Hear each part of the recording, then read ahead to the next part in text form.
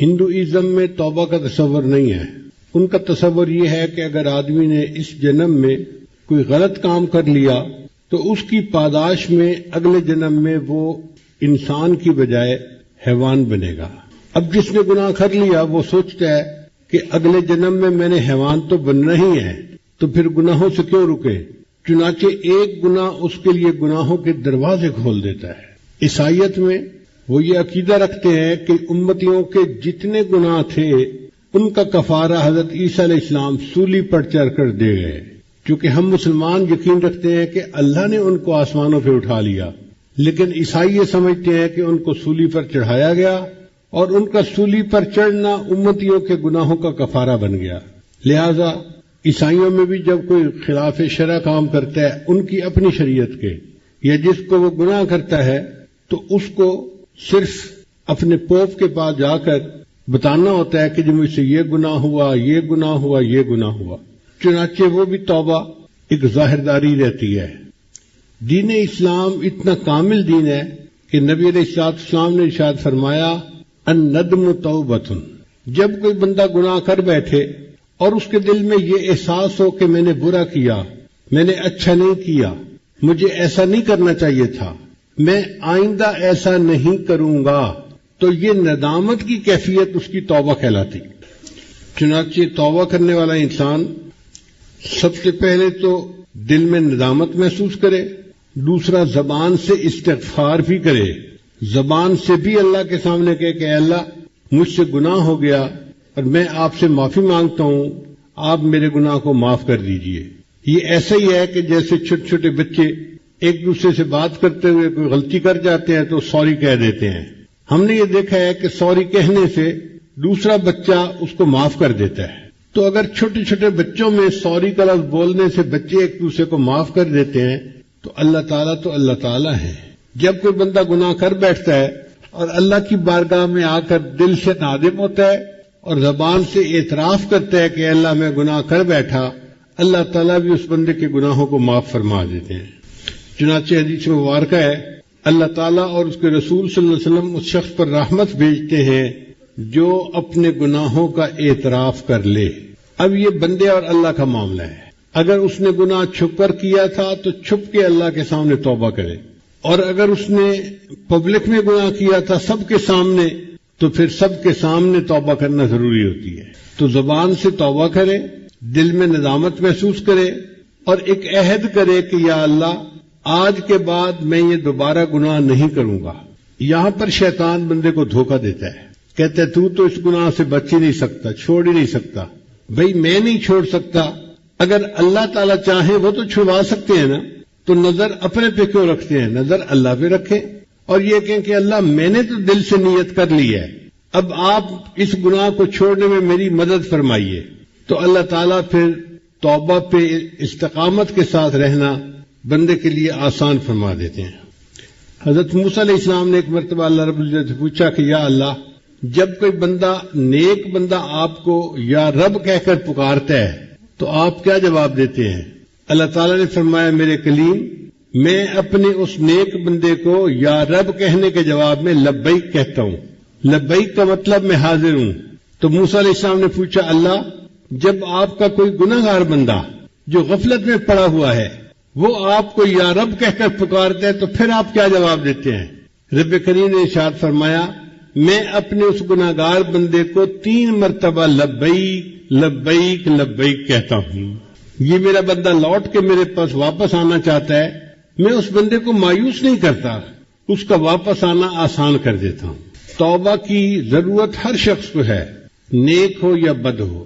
اگر کسی انسان نے گناہ کیے تو اس کو اپنے گناہوں سے توبہ کرنی چاہیے. اگر انسان نے گناہ نہیں کیے مگر اس کے دل میں اللہ سے غفلت رہی تو اس پر بھی توبہ کرنا چاہیے، کیونکہ غفلت بھی مستقل ایک گناہ ہے، ہم اس کو گناہ ہی نہیں سمجھتے. اور جو اولیاء اللہ ہوتے ہیں ان کی توجہ جب اللہ تعالی کی طرف سے ہٹ کر مخلوق کی طرف زیادہ ہو جاتی ہے تو اس پر بھی وہ استغفار کرتے ہیں. 2 لفظ یاد رکھیے، ایک ہے رین اور ایک ہے غین. رین کہتے ہیں دل کے اوپر جو زنگ لگ جاتا ہے، کلا بل رون علی قلوبہم ما کانوا یکسبون، کیوں نہیں ان کی بدعمالیوں کی وجہ سے ان کے دلوں پر زنگ لگا دیا گیا. تو ہم تو اپنے رین کی دھلنے کے لیے اللہ کے سامنے استغفار کریں. اور ایک ہوتا ہے غین، وہ کیا ہوتا ہے کہ اہل اللہ کی توجہ کامل اللہ کی طرف ہوتی ہے، مگر کئی مرتبہ دعا مانگنے کے لیے یا کسی کے حالات سن کے اس بندے کی طرف توجہ زیادہ ہوتی ہے، تو وہ جو لمحہ اس بندے کی طرف توجہ کا زیادہ ہوتا ہے وہ اس پر بھی استغفار کرتے ہیں. چنانچہ نبی نے سامنے ارشاد فرمایا انہ لیغان علی قلبی، میرے دل پر بھی غین کی کیفیت آتی ہے اور اس پر میں اللہ کے سامنے روزانہ 100 مرتبہ استغفار کرتا ہوں. چونکہ نبی علیہ السلام کے دل پر امت کا غم غالب آ جاتا تھا اور میرے آقا صلی اللہ علیہ وسلم یا رب امتی یا رب امتی دعائیں مانگا کرتے تھے. اب سوال پیدا ہوتا ہے کہ انسان توبہ کیوں نہیں کرتا؟ پہلی بات، اس کو آخرت کے دن کے بارے میں یقین کامل نہیں ہوتا، شک ہوتا ہے اور وہ سوچتا ہے جی آگے جائیں گے تو دیکھی جائے گی. اگر یقین ہو کہ قیامت کے دن مجھے اس گناہ کی وجہ سے ذلت ملے گی، اللہ میرا مواخذہ فرمائیں گے اور مجھے جہنم کی آگ میں ڈالیں گے، پھر گناہ چھوڑنا کوئی مشکل کام نہیں ہوتا. آپ دیکھیے چھوٹے چھوٹے بچوں کو یقین ہوتا ہے کہ اگر بچھو کو ہاتھ لگایا گیا تو یہ کاٹے گا اور سخت تکلیف ہوگی، سانپ کو ہاتھ لگایا گیا تو یہ کاٹے گا اور بندہ جان سے مر جائے گا. کوئی مرد عورت یا چھوٹا بچہ سانپ بچھو کے قریب بھی نہیں جاتا، اس لیے کہ یقین پکا ہے کہ نقصان زیادہ ہوگا. اسی طرح اگر گناہ کے بارے میں ہمیں یقین ہو کہ اگر ہم نے گناہ کیا تو اللہ رب العزت کی طرف سے ہمیں دنیا میں بھی سزا ملے گی، آخرت میں تو ملنی ہی ہے، تو پھر بندہ گناہ کے قریب بھی نہیں جاتا. ایک نوجوان کسی بزرگ کے پاس آیا، حضرت آپ فرماتے ہیں کہ غیر محرم سے نظر کو بچاؤ، اور میں کیا کروں، جوان العمر ہوں، میرے اندر جذبات کا اتنا غلبہ ہے کہ بازار سے گزرتے ہوئے غیر محرم پہ نظر پڑ ہی جاتی ہے، آپ مجھے کوئی طریقہ بتائیے کہ میں اپنی نظر کی حفاظت کیسے کروں. ان کا بھائی میں آپ کو بتا تو دوں گا طریقہ، لیکن آپ کو ایک کام کرنا پڑے گا. کون سا کام؟ کہ یہ پیالہ دودھ کا ہے، اس کو بازار کے دوسرے کنارے پر ایک عالم رہتے ہیں، ان کو پہنچا کے آؤ. اس نے کہا جی بات ہی کوئی نہیں، میں پیالہ پہنچا دیتا ہوں. ان کا یاد رکھنا، اگر پیالے میں سے ایک قطرہ بھی دودھ کا گر گیا تو میں ایک بندہ تمہارے ساتھ بھیجوں گا، وہ اسی جگہ بھرے بازار میں تمہیں جوتے لگائے گا. اب وہ بندہ گھبرا گیا کہ بڑا احتیاط والا کام ہے، اگر بے احتیاطی ہوئی تو بھرے بازار میں جوتے پڑیں گے، میری ذلت ہوگی. چنانچہ اس نے پیالہ دودھ کا اپنے ہاتھ میں لیا اور بازار میں سے چلتا ہوا بالآخر دوسرے کنارے تک پہنچا اور ان بزرگوں کو پیالہ پہنچا دیا. واپس آ کے اس نے بڑے خوشی خوشی بتایا کہ حضرت میں نے الحمدللہ اس پانی کے دودھ کے پیالے کو فلاں بزرگ تک پہنچا دیا، ایک قطرہ بھی دودھ کا نہیں گرا. ان کا اچھا یہ بتاؤ کہ آج تم نے بدنظری کتنی کی؟ حضرت وہ جو آپ نے مشٹنڈا ساتھ بھیجا تھا نا کہ یہ جوتے مارے گا، اس کا خوف اتنا تھا کہ میرا دھیان ہی عورت کی طرف نہیں گیا. میں تو پورا راستہ یہ دیکھتا رہا کہ میرے دودھ کے پیالے میں سے ایک قطرہ بھی نیچے نہ گرے. مجھے دودھ کے چھلک جانے کا ڈر تھا، عورت کی طرف میری نظر نہیں اٹھی. ان بزرگوں نے فرمایا کہ یہی راز ہے کہ جن اہل اللہ کے دل میں یہ خوف ہوتا ہے کہ میرے دل سے ایمان کا پیالہ نہ کہیں چھلک جائے، ان کی نظر غیر محرم سے بچ جاتی ہے. وہ سمجھتے ہیں اگر نظر پڑ گئی تو کہیں ایمان میں خلل نہ آ جائے. اور یہ جو غیر محرم پہ نظر ہے نا، یہ بہت بڑا گناہ ہے. ایک مرتبہ میں نے اپنے حضرت مرشد عالم رحمۃ اللہ سے مسئلہ پوچھا. میں نے کہا حضرت میری عمر بھی چھوٹی ہے اور میرا علم بھی تھوڑا ہے، مجھے کچھ باتیں سمجھ میں نہیں آتی، اگر آپ اجازت دیں تو میں آپ سے بات پوچھ لیا کروں. تو حضرت مسکرائے، فرمانے لگے ہاں پوچھو. میں نے کہا کہ حضرت میں ابن جوزی رحمۃ اللہ کی کتاب پڑھی ہے تلبیس ابلیس، یعنی ابلیس کی مکاریاں. اس میں انہوں نے لکھا ہے کہ ایک حافظ قرآن تھا اور اس نے کسی غیر کے چہرے کو محبت کی نظر سے دیکھا تھا، اس کی سزا یہ ملی کہ وہ قرآن مجید کو بھول گیا. تو میں نے کہا حضرت یہ بات پڑھ کے میرے دل پہ ایک خوف طاری ہے، اس بندے نے قرآن مجید کو حفظ کرنے میں کتنی محنت کی ہوگی، اور ایک نظر کی وجہ سے اللہ نے اس کو اتنی بڑی نعمت سے محروم کر دیا. حضرت سمجھنے لگے ہاں بچہ یہ اللہ کی غیرت کا معاملہ ہے. میں نے کہا حضرت ذرا اور تفصیل بتا دے.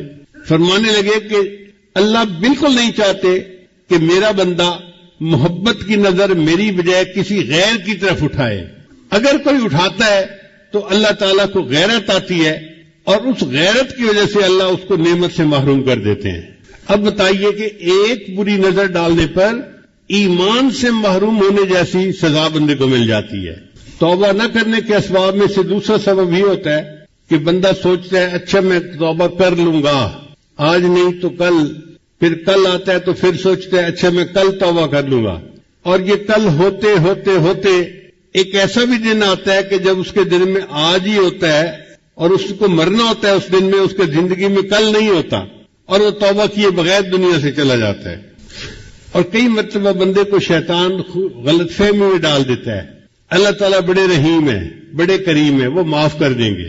چنانچہ ہم نے کئی لوگوں سے یہ جواب سنا، ان کو کہا کہ بھئی توبہ کرنی چاہیے، تو نوجوان نے جواب دیا جی اور اللہ نے کسی کو تو معاف کرنا ہی ہے نا، بھئی ساری دنیا کو معاف کر دے، اگر ہمیں نہ کیا تو یہ شیطان کا دھوکہ ہوتا ہے۔ اب سوال پیدا ہوتا ہے کہ توبہ کب تک کی جا سکتی ہے؟ جب تک انسان کا سانس اکھڑ نہیں جاتا، نزع کے وقت جیسے اکھڑتا ہے اس سے پہلے توبہ قبول ہو جاتی ہے۔ جب سانس اکھڑ گیا اور وہ گلے کا گھنگرو بجنے لگ گیا، اب توبہ کا دروازہ بند ہو گیا۔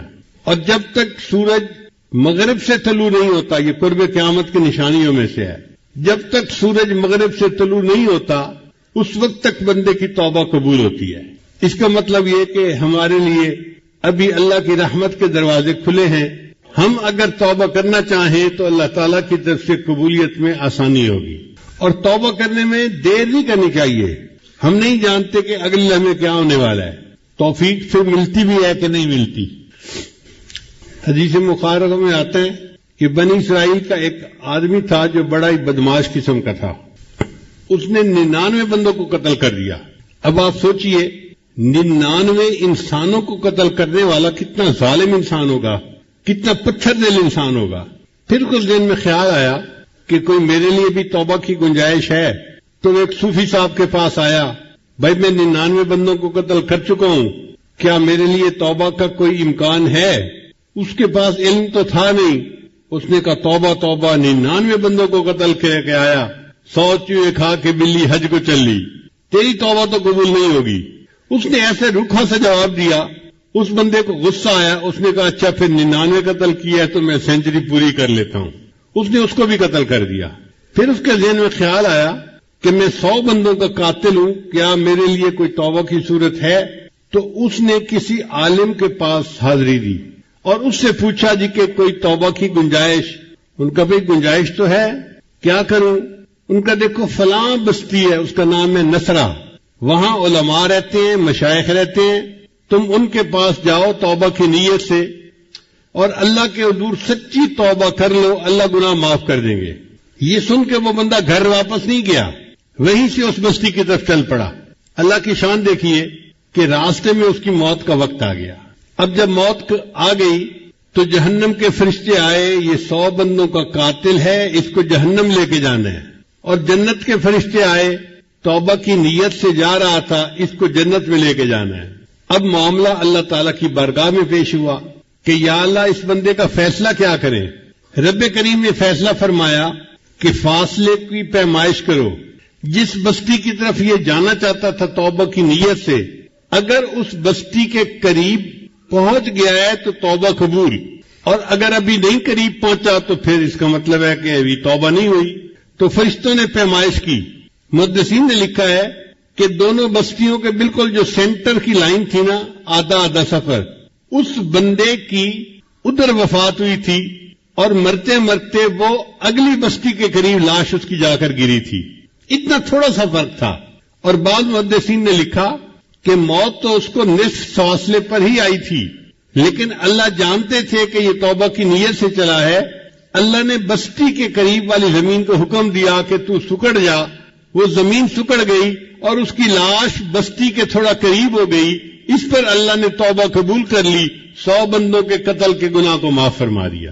اب غور کیجئے کتنا بڑا گناہ ہے، لیکن سچی نیت تھی اور چل پڑا تھا تو اللہ نے 100 بندوں کے قتل کے گناہ کو بھی معاف فرما دیا۔ پھر جو اسباب گناہ ہو ان کو بھی چھوڑنا ضروری ہے۔ مثلا کچھ دوست ہیں جو بندے کو گناہ کی طرف کھینچتے ہیں، ان سے قطع تعلقی کرنا ضروری. ہم دوستوں کو تو چھوڑتے نہیں، پھر کہتے ہیں جی گناہ نہیں چھوٹتے. بھئی اگر دوست وہی رہیں گے تو آج نہیں تو کل پھر گناہوں میں مبتلا کر دیں گے. اس لیے اللہ کی رضا کے لیے ایسے دوستوں سے تعلق کو توڑ لینا یہ بھی ضروری ہوتا ہے. اس کی مثال یوں سمجھیے کہ گندی نالی کے اندر ایک ہیرا پڑا ہوا ہے، موتی پڑا ہوا ہے. اب ایک بندے کے پاس 10 بالٹیاں پانی کی ہیں، وہ اس کے اوپر پانی ڈالتا رہتا ہے. جب تک پانی ڈالتا رہتا ہے وہ موتی صاف چمکتا نظر آتا ہے. جیسے ہی پانی ڈالنا بند ہوا پھر گندا پانی اس کے اوپر آ گیا اور پھر وہ موتی جو ہے وہ ناپاک ہو گیا. اگر وہ موتی اسی نالی میں رہے گا نا تو وہ پاک صاف نہیں ہو سکتا. نالی سے نکال کر اس کے اوپر ایک گلاس پانی بھی اگر ڈال دیں گے تو وہ موتی پاک صاف بن جائے گا. اسی طرح انسان جن حالات میں ہو اور گناہ کا ارتکاب کرتا ہے ان حالات سے نکلے، ان دوستوں کو چھوڑے. پھر اگر اللہ کے سامنے سچی توبہ کرے گا اللہ تعالیٰ اس کی توبہ کو قبول فرما لیں گے. حدیث مبارکہ میں آتا ہے کہ ہمارے اوپر جتنے مصائب آتے ہیں ان کی بنیادی وجہ ہمارے گناہ ہوتے ہیں. اللہ گناہوں کی وجہ سے بندے پر مصیبتیں بھیجتے ہیں. اس میں کیا حکمت ہے؟ حکمت یہ ہے کہ اللہ تعالیٰ چاہتے ہیں یہ میرا گناہ چھوڑے اور میرا بندہ میرے تک واپس آ جائے، تو اللہ اس کو مصیبتوں اور پریشانیوں کی رسیوں میں باندھ کے اپنے گھر کی طرف واپس کھینچ رہے ہوتے ہیں.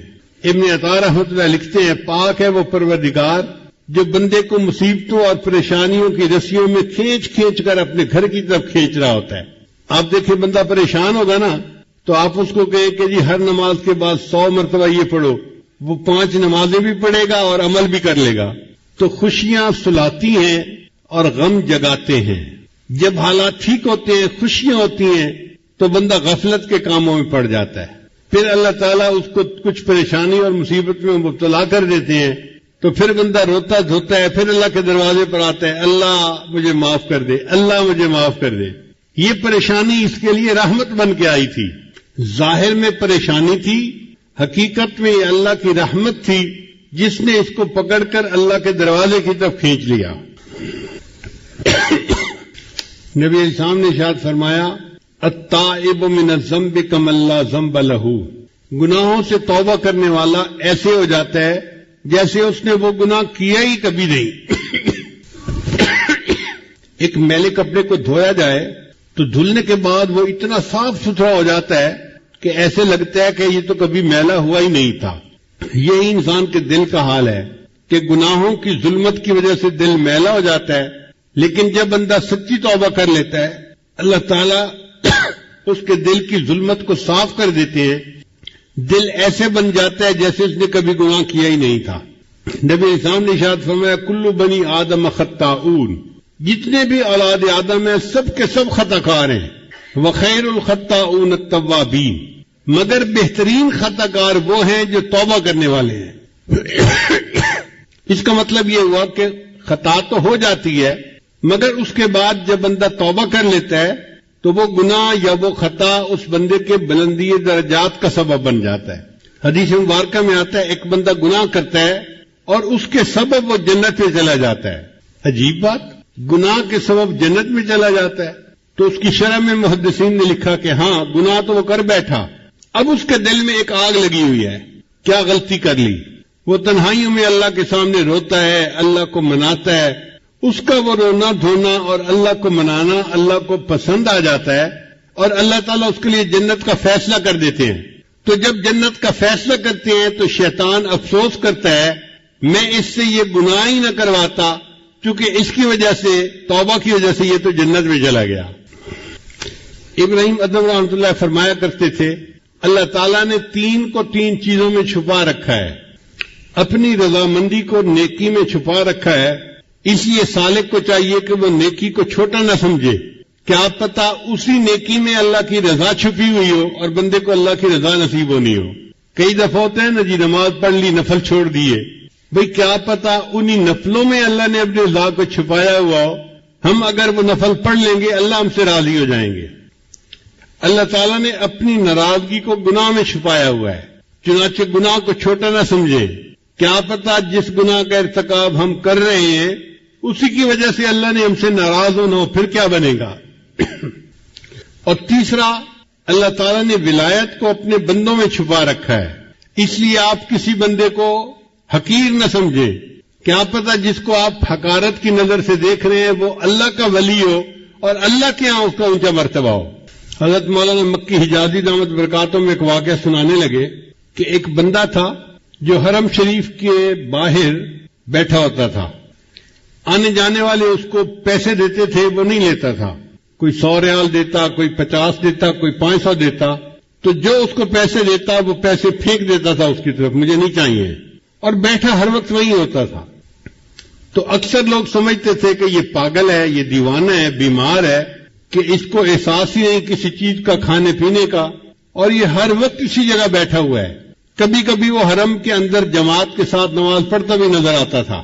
حضرت فرماتے ہیں کہ میں ایک مرتبہ جا رہا تھا حرم میں، تو ایک مولانا صاحب میرے مہمان آئے ہوئے تھے۔ میں نے انہیں بتایا کہ یہ ایک مجذوب سا بندہ ہے، یہیں بیٹھا رہتا ہے، پیسے نہیں مانگتا، کوئی دینا بھی چاہے تو پیسے اٹھا کے واپس پھینک دیتا ہے۔ تو مولانا صاحب کہنے لگے، حضرت 10-20 کو تو اس نے پھینکا نہیں ہے، میں دیتا ہوں نا اسے 1000 ریال یا 2000 ریال، دیکھتا ہوں کیسے پھینکتا ہے۔ تو مولانا نے اپنی جیب سے 1000 یا 2000 ریال نکالے اور اس مجذوب کے قریب گئے اور مجذوب کو کہا، آپ کتنے اچھے آدمی ہیں، آپ کو بھوک لگی ہوگی، یہ میں آپ کو پیسے دیتا ہوں، آپ کھانا کھا لیں۔ تو جب یہ کہا تو اس مجذوب نے آگے سے قرآن کی آیت پڑھی، یقولون بافواہہم ما لیس فی قلوبہم، یہ اپنی زبانوں سے ایسی باتیں نکالتے ہیں جو ان کے دل میں نہیں ہوتی۔ تو وہ مولا کہنے لگے کہ حضرت آپ ٹھیک کہتے ہیں، یہ کوئی عام پاگل یا فقیر نہیں ہے، یہ تو کوئی پہنچا ہوا بندہ نظر آتا ہے۔ تو اللہ نے ولایت کو اپنے بندوں میں چھپا رکھا ہے، اس لیے کسی بندے کو بھی کم نظر سے نہ دیکھیں۔ ہو سکتا ہے جس کو ہم کم نظر سے دیکھ رہے ہیں وہی اللہ کا ولی ہو، اور قیامت کے دن جو بخشش ہے نا، وہ بڑے بڑے اعمال پہ کوئی نہیں ہونی، جن عملوں پہ ہماری نظر بھی نہیں ہوتی، جن کو ہم چھوٹا سمجھتے ہیں، جو ہمیں یاد ہی نہیں ہوتے، وہ بخشش کا سبب بنیں گے۔ چنانچہ حدیث پاک میں آتا ہے، قیامت کے دن سب سے پہلے جہنم میں ڈالنے کے لیے اللہ ایک عالم کو بلوائیں گے، میرے بندے تو کیا لایا؟ یا اللہ میں تو عالم تھا، لوگوں کو دین کی دعوت دیتا تھا، میں نے تو مدارس بنوائے، مسجدیں بنوائیں، ہزاروں شاگرد پیچھے چھوڑ کے آیا۔ اللہ فرمائیں گے ہاں تو نے یہ سارا کام اس لیے کیا کہ تجھے بڑا عالم کہا جائے، فقط قیل، تجھے دنیا میں بڑا عالم لوگوں نے کہہ دیا، میرے پاس دینے کو کچھ نہیں ہے، فرشتوں اس بندے کو لے جاؤ اور الٹا کر کے جہنم میں ڈال دو۔ یعنی کسی شرابی، زانی، قاتل، جواری کو نہیں پہلے جہنم میں ڈالا جائے گا، ایک عالم کو جس کے اندر ریا تھی۔ پھر اللہ تعالیٰ ایک سخی کو بلوائیں گے، میرے بندے کیا لایا؟ اللہ مجھے آپ نے دنیا میں بہت رزق دیا تھا، مال دیا تھا، میں غریبوں پہ خرچ کرتا تھا، میں نے مسافر خانے بنوائے، میں نے کئی غریب بچیوں کی شادی اور رخصتی کے اندر ان کے ماں باپ کی مدد کی، تو میں نے تو بڑے خیر کے کام کیے۔ اللہ فرمائیں گے ہاں تو نے یہ سب کام اس لیے کیے کہ تجھے بڑا سخی کہا جائے، لوگوں نے سخی کہہ دیا، لہذا اب میرے پاس دینے کو کچھ نہیں، فرشتوں لے جاؤ اس کو بھی اوندا کر کے جہنم میں ڈال دو۔ پھر تیسرے بندے کو لایا جائے گا، وہ شہید ہوگا، میرے بندے کیا لائے؟ اے اللہ میں نے تو آپ کے دین کی سربلندی کے لیے اپنی جان بھی قربان کر دی۔ اللہ فرمائیں گے ہاں جان تو دی، مگر اندر تیری نیت یہ تھی کہ لوگ تجھے بڑا بہادر کہیں، بڑا مجاہد کہیں، تو لوگوں نے کہہ دیا، لہذا میرے پاس دینے کے لیے کچھ نہیں، فرشتوں لے جاؤ اس کو بھی الٹا کر کے جہنم میں ڈال دو۔ اب آپ سوچئے کہ جب اتنے علم کے باوجود بندہ جہنم میں جا رہا ہے، اتنی سخاوت کے باوجود، شہادت جیسے عمل کے باوجود بندہ جہنم میں جا رہا ہے، اس کا مطلب یہ کہ انسان جو اعمال کرتا ہے ان کے اوپر بھروسہ نہ کرے۔ اللہ کو کون سا عمل پسند آئے یہ اللہ کو معلوم ہے۔ چنانچہ بہت ساری کتابوں میں ہم نے پڑھا کہ چھوٹے چھوٹے عملوں کی وجہ سے اللہ کو بندہ پسند آ گیا اور اللہ نے بخشش فرما دی۔ امام غزالی رحمۃ اللہ وفات پا گئے، کسی نے پوچھا کہ حضرت آگے کیا بنا؟ بھئی اللہ نے میری بخشش کر دی۔ جی حضرت آپ کی بخشش تو ہونی تھی، آپ نے تو اتنی مزیدار کتابیں لکھی کہ پوری امت اس سے فائدہ پا رہی ہے۔ علماء ان کتابوں کو پڑھ کر درس دیتے ہیں اور لوگوں کو نیکی کی طرف، اللہ کی طرف بلاتے ہیں۔ تو امام غزالی نے فرمایا وہ کتابوں کا تو مسئلہ پیش ہی نہیں ہوا، اس سے پہلے ہی اللہ نے بخشش کر دی۔ بھئی کس عمل پہ بخشش کی؟ فرمایا ایسا عمل جو مجھے یاد ہی نہیں تھا۔ کون سا عمل؟ فرمان لگے کہ میں بیٹھا کتاب لکھ رہا تھا، تو اس زمانے میں قلم دوات ہوتی تھی، سیاہی کے لیے قلم دوات میں ڈالتے تھے اور سیاہی لگا کر پھر لکھتے تھے۔ تو میں نے جب قلم دوات میں ڈالی اور باہر نکالی تو ایک مکھی جو تھی وہ اس کی ٹپ کے اوپر، نوک کے اوپر آ کر بیٹھ گئی۔ تو میں نے سوچا کہ یہ پیاسی مکھی ہوگی، یہ پیاس بجھانا چاہتی ہے، تو میں نے قلم کو 1 سیکنڈ کے لیے روک لیا، وہ مکھی اڑ گئی۔ میں نے لکھنا شروع کر دیا، میرا یہ عمل مجھے یاد ہی نہیں تھا، اللہ کو پسند آ گیا۔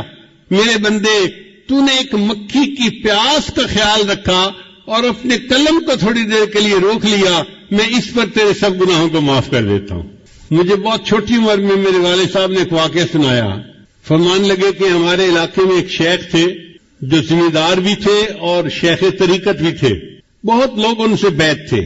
دیہاتوں میں ایک ایسا بھی موسم آتا ہے کہ جب چارے کی قلت ہو جاتی ہے تو جو غریب لوگ ہوتے ہیں نا، ان کے جانور بھوکے رہ جاتے ہیں، تو بعض لوگ جانوروں کو کچھ کھلاتے پلاتے نہیں، جانور بیمار کمزور ہو جاتے ہیں، اور کچھ لوگ دوسروں کا چارہ بغیر اجازت کاٹ لیتے ہیں، یعنی چارے کو چوری کر لیتے ہیں۔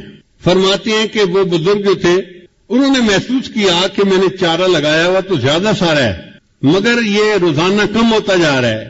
اس کا مطلب یہ کہ رات میں کوئی بندہ آتا ہے، چارہ کاٹ کے لے جاتا ہے، یہ جانور چرا کے چلا جاتا ہے میرے کھیت میں۔ تو انہوں نے سوچا کہ میں رات کو پہرا دوں گا اور دیکھوں گا کون میری اجازت کے بغیر یہ کام کرتا ہے۔ ایک جگہ چھپ کر بیٹھ گئے۔ جب رات گہری ہو گئی تو انہوں نے دیکھا کہ چند بکری ہیں، وہ آئیں اور کھیت میں چرنے لگ گئی۔ ان کے پیچھے ان کا چرانے والا بھی تھا، مگر اندھیرے کی وجہ سے وہ پہچانا نہیں جا رہا تھا کہ یہ کون ہے، نظر بھی نہیں آ رہی تھی اس کی شکل۔ تو ان بزرگوں نے اس سے پوچھا کون ہو؟ تو جب انہوں نے اس سے پوچھا نا میاں کون ہو، تو اس دیہاتی لڑکے نے جواب دیا احمد، ہاں میں احمد ہوں۔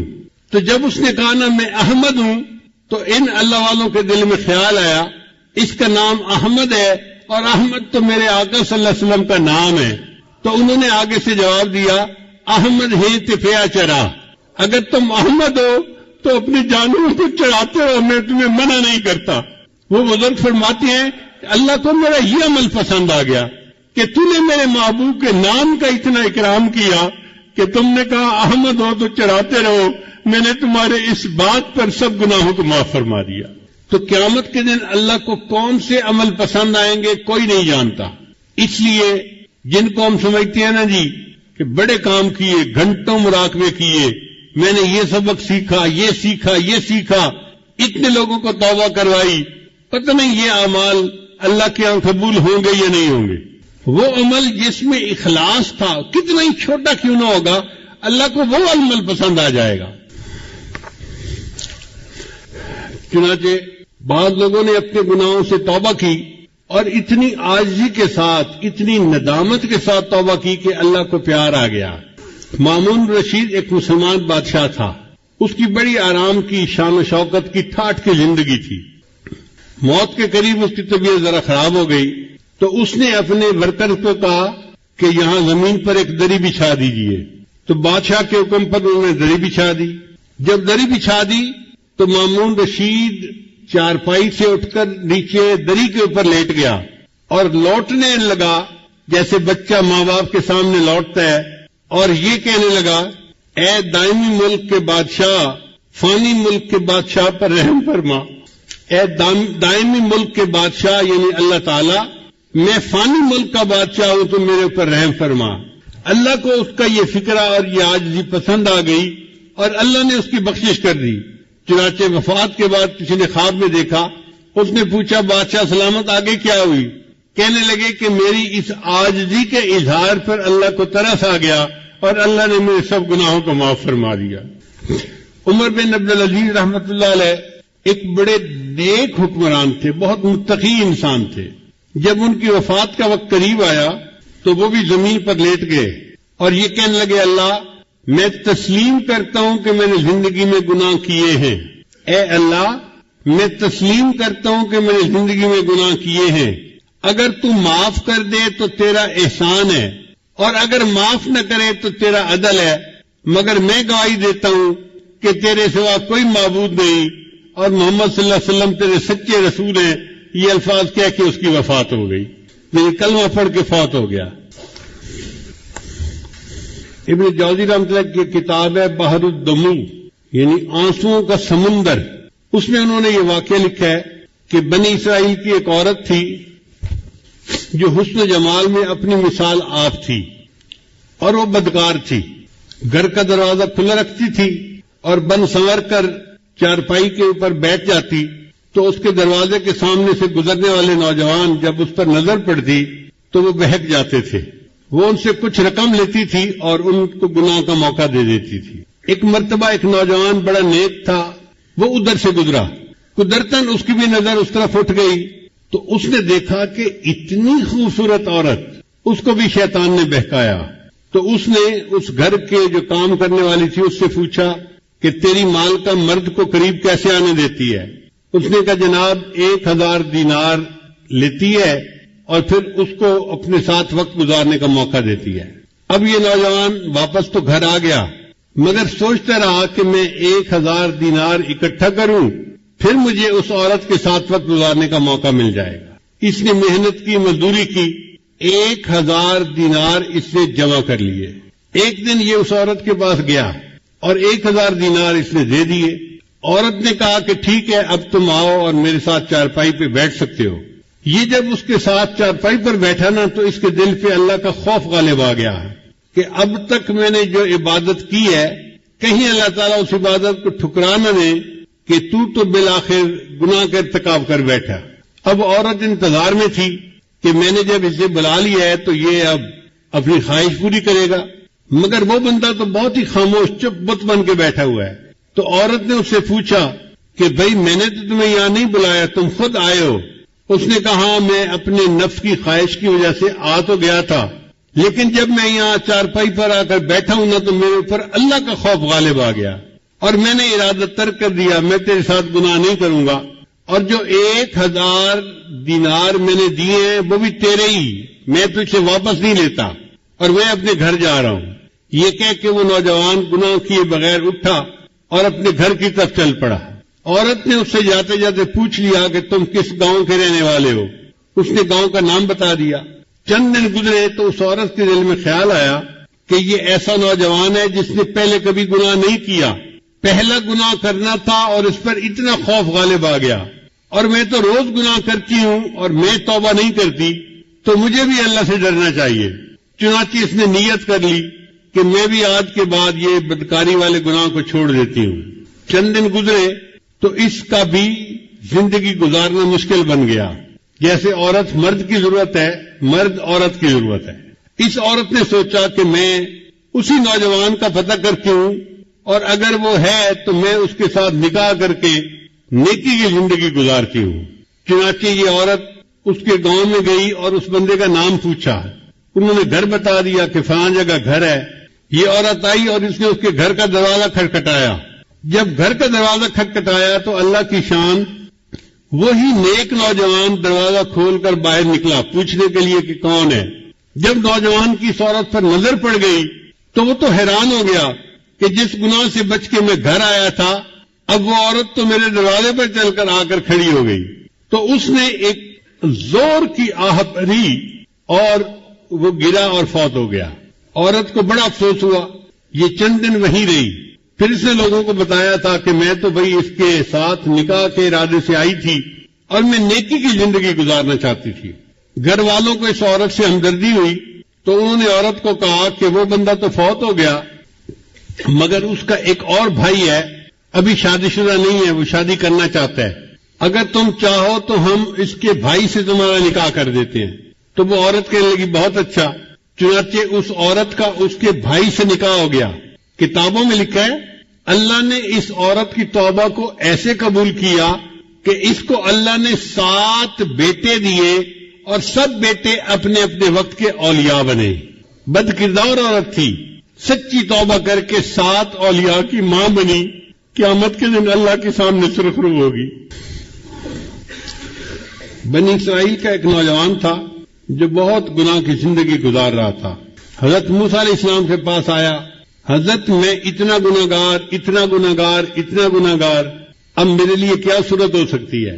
تو موسیٰ علیہ السلام نے فرمایا بھائی توبہ کر لو، اللہ تعالیٰ معاف کر دیں گے، اور اگر توبہ نہیں کرو گے تو گناہ معاف نہیں ہوں گے، جہنم جاؤ گے. موسیٰ علیہ السلام کی طبیعت ذرا جلال والی تھی.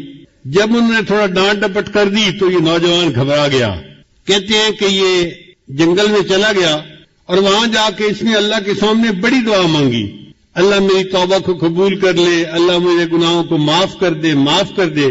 اب دعا مانگتے مانگتے اس نے ایک اور بھی دعا مانگی، یا اللہ اگر میرے گناہ اتنے ہو گئے ہیں کہ تیری رحمت ان کو معاف نہیں کرنا چاہتی اور آپ مجھے جہنم بھیجنا چاہتے ہیں تو اے اللہ باقی جو میری قوم ہے نا ان کے گناہ بھی میرے سر پہ ڈال دے تاکہ میں اکیلا جہنم چلا جاؤں، باقی تو جنت میں چلے جائیں.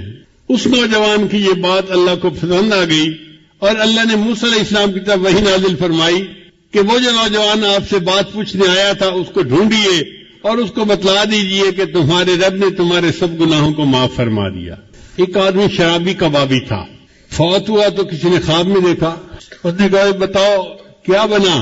کہنے لگا اللہ نے بخشش کر دی. اس نے کہا تیری بخشش ہو گئی، تو شرابی کبابی موت تک اپنی بری حرکتوں پہ قائم رہا تو تیری مغفرت کیسے ہو گئی؟ کہنے لگا میں برا تو تھا لیکن جب میری موت کا وقت قریب آیا، یعنی وہ جو نزع کی کیفیت ہوتی ہے تو بندے کو پتہ چل جاتا ہے کہ اب میرا جانے کا وقت قریب آ گیا، تو کہتا ہے کہ اس وقت میں زمین پہ لیٹ گیا اور میں نے اللہ سے یہ دعا کی، اے دنیا اور آخرت کے مالک اس شخص پر رحم فرما جس کے پاس نہ دنیا ہے نہ آخرت ہے. اے دنیا اور آخرت کے مالک اس شخص پر رحم فرما جس کے پاس نہ دنیا ہے نہ آخرت ہے. میرا یہ عاجزی کے الفاظ کہنا اللہ کو اتنا پسند آیا، اللہ نے سب گناہوں کو معاف کر دیا.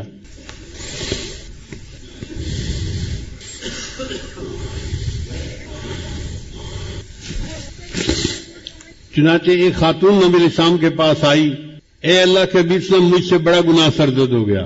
نبی علیہ السلام نے چہرہ انور دوسری طرف کر لیا. وہ ادھر سے آ کر اس نے پھر یہی بات کی. نبی علیہ السلام نے چہرہ انور پھر اور طرف کر لیا. اس نے پھر آ کر یہی بات کہی. پھر نبی علیہ السلام چہرہ انور چوتھی طرف کر لیا. اس نے پھر آ کر یہی بات کا اقرار کیا کہ مجھ سے بڑا گناہ سرزد ہو گیا ہے. اصل میں نبی علیہ السلام اس سے 4 مرتبہ کہلوانا چاہتے تھے. اگر ایک دفعہ کہتی تو کام معاف ہو جاتا.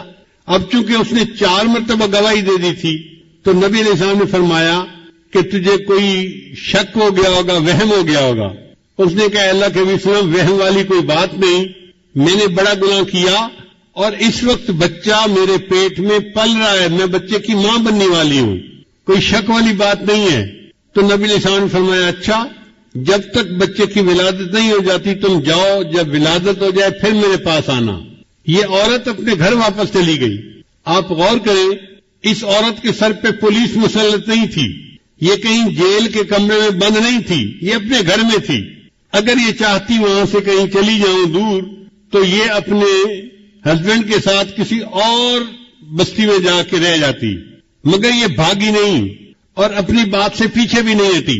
جب بچے کی ولادت ہو گئی تو اپنے بچے کو لے کے پھر نبی علیہ السلام کی خدمت میں آئی.